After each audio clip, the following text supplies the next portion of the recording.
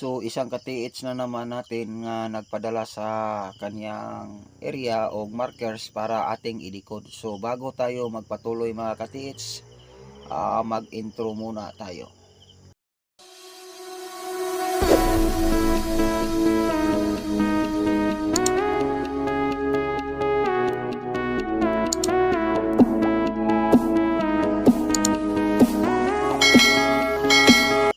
So ito ang kaniyang message sa atin mga katiits.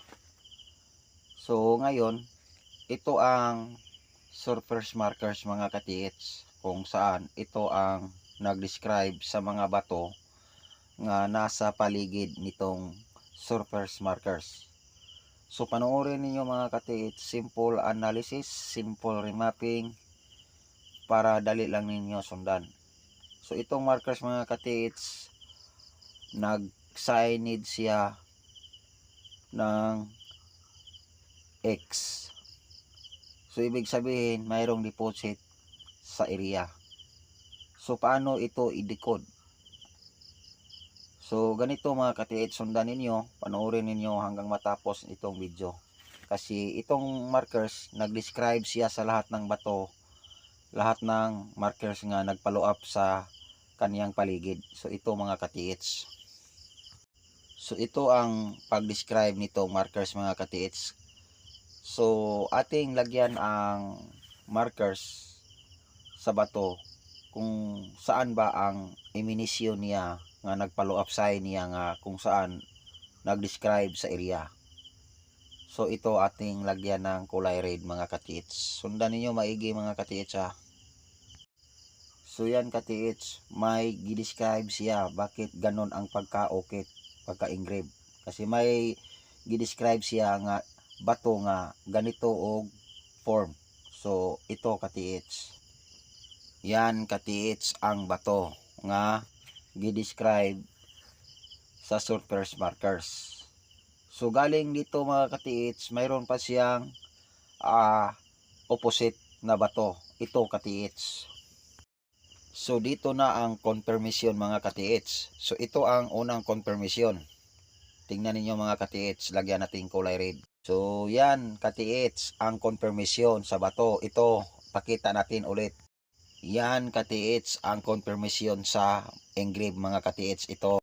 Yan katiits, nagsabi siya na may batong malapad, naka-rectangle. So nakita na ninyo ang confirmation. Ang isang confirmation katiits ito. Ito ang describe niya katiits. Lagyan natin ng kulay red na heart siya. Ito katiits. Yan katiits ang puzzle sa bato. Sabi niya may heart, doon ka mag-focus, doon tayo mag-focus. So ito katiits. Para masundan yun mo katiits, ating ipaso, lagyan natin kulay red. Ito ang unang eminisyon katiits. O nakita na natin ang bato. Ito unang nating lagyan ng kulay red. So yan katiits, og nakita na natin ang itong bato. So ang box emission ito, lagyan na naman natin kulay red. Kasi puzzle ito katiits. So yan ang bato ganina. Yan ang ipaalam, ang describe niya sa puzzle niya sa markers katiits. So ang gitna katiits ito. So yan katiits, ang gitna, yan ang deposit. Yan ang tinutukoy niya katiits. So saan ba yan? So ito katiits.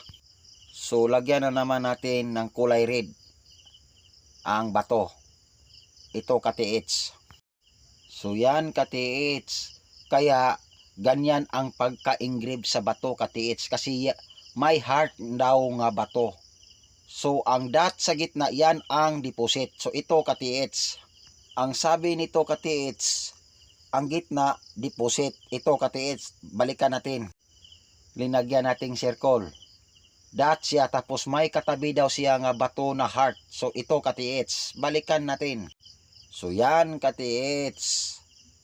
So doon na tayo sa bato na heart. So ito na ang pinaka-importante kasi dito nakabuo na siya. Ang pinaalam sa ganinang surface markers, engrave siya nakahiwalay. So dito binuo na. So ito ang gitna, ito ang deposit. Ito katiits, sundan nimo. So yan ang gitna sa bato ganina. That deposit yan katiits. At ang rectangle, ito katiits. So ito na katiits ang box type. So dito sa heart niya binuo. So tingnan ninyo katiits na mga igi. Tapos nagtaka kayo bakit dalawang dot? Ang gitna yan ang deposit. Yan makita natin sa puzzle kanina. So bakit mayroong dot pa sa tabi niya? So ang ipaalam niya katiits, confirmation siya. So ito, lagyan pa natin kulay red. So ito nga dot. Sabi niya, ako na ang bato. Mauna ni ang heart. Yan ang ipaalam yan katiits. Sabi niya, nandito na ang deposit. Niya na dinhi. So saan ba tayo sumunod? So dito ka una sumunod katiits. Ikaw na mag-confirm diyan kung saan itong nakadireksyon. Northeast ba? Northwest ba? So lagyan natin ng arrow. Ito katiits. So diha ka mag-una katiits. Sundan mo yan sa distance na 5 na hakbang. North ba? Direction. Ikaw na magsuri dyan. Tapos dito. Doon ka magsunod. 5 na yards gyapon katiits. 5 hakbang nimo. Sundan mo katiits. Yan. So ating ipasol katiits para masundan yun nimo. Ito katiits, lagyan natin ng kulay red. Yan katiits ang unang sundan nimo, northeast. 5 hakbang. Doon ka mag-search. Tapos ito. Dito katiits. North alignment ka. Sentro sa north alignment. 5 yards gyapon katiits. Doon ka mag-search. Tapos last option katiits, dito ka. 1 meters distance galing dyan sa harap katiits. Tisdig ka 1 to 2 meters deep. Kasi north-east alignment ragyon ni siya katiits ang ipaalam sa deposit katiits. So sana nasundan nimo katiits. Maraming salamat sa pagtiwala. Kasi sure ball yun ko katiits. Itong remapping ko. Tumana lang yun ang sinabi ko. North alignment at northeast. Doon ka lang katiits. So maraming salamat sa Luzon, Visayas and Mindanao at sa lahat ng mag-PM sa atin na magpadikod. I-send lang sa atin katiits para ating matulungan kayo sa inyong site. So maraming salamat and magandang hapon Philippines.